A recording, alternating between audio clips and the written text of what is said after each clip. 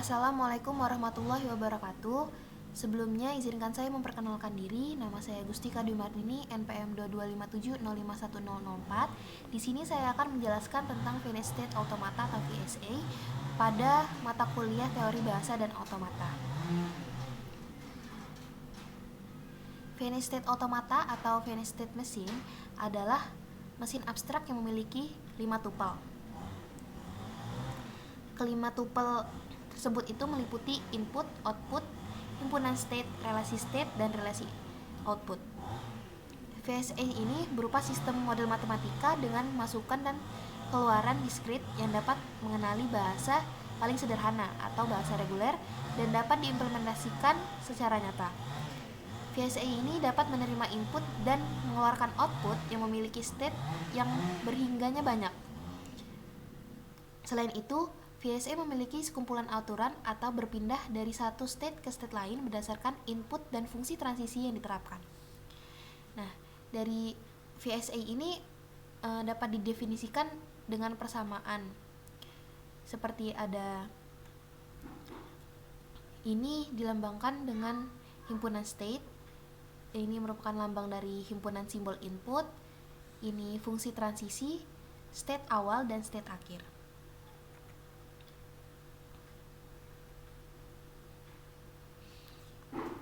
Berikut merupakan karakteristik yang dimiliki oleh VSA. Yang pertama itu setiap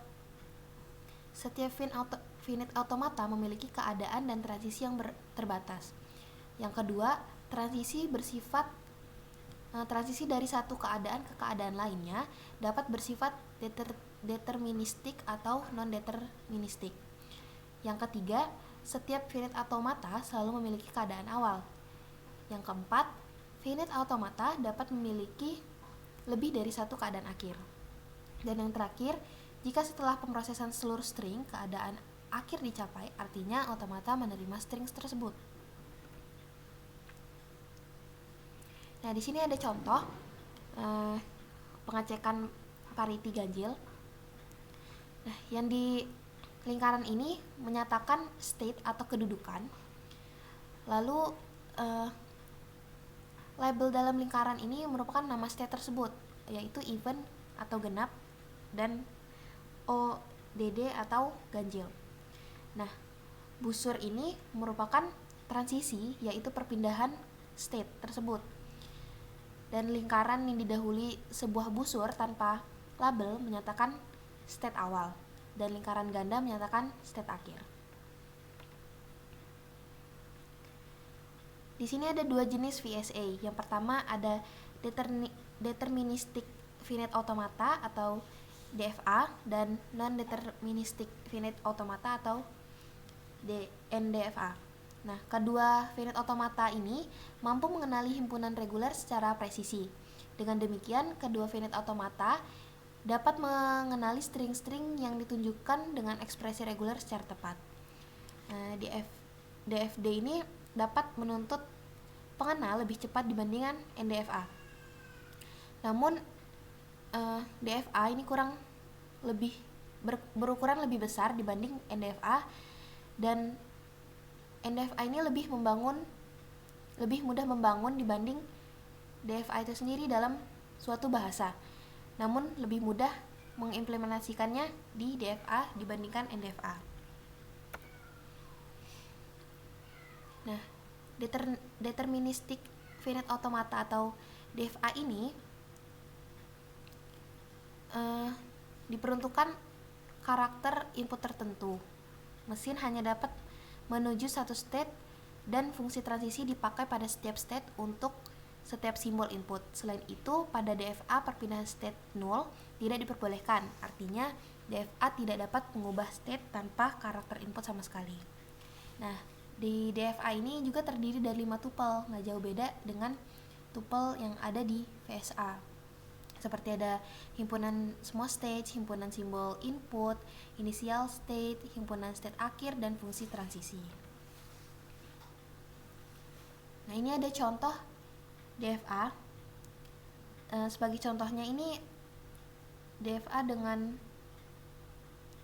01 ini menerima semua string yang diakhiri dengan 0. Perlu diperhatikan pada DFA ini terdapat banyak kemungkinan pada sebuah pola, namun secara umum DFA dengan jumlah state minimum cenderung lebih baik.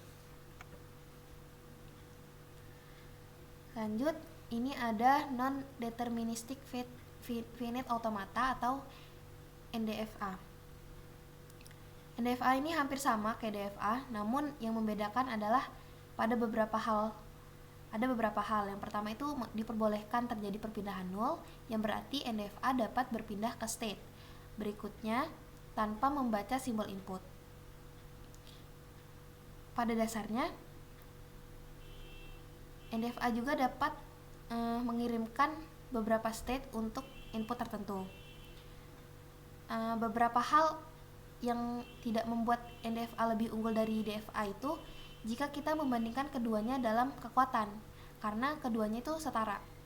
Karena fitur tambahan di atas, NDFA memiliki fungsi transisi yang berbeda selebihnya dengan DFA. Nah, fungsi pada NDFA itu dapat didefinisikan sebagai berikut ini. Dan ini merupakan contoh dari NDFA. Perlu diperhatikan juga pada NDFA ini, jika ada jalur untuk string input yang mengarah ke state akhir, maka string input diterima. Misalnya di NDFA di atas ada beberapa jalur untuk string input, yaitu 0, 0. Karena salah satu jalur mengarah ke state akhir, ini 0, 0 berarti diterima oleh NDFA. Oke, segitu saja penjelasan dari saya. Kurang lebihnya saya mohon maaf. Saya akhiri, wassalamualaikum warahmatullahi wabarakatuh.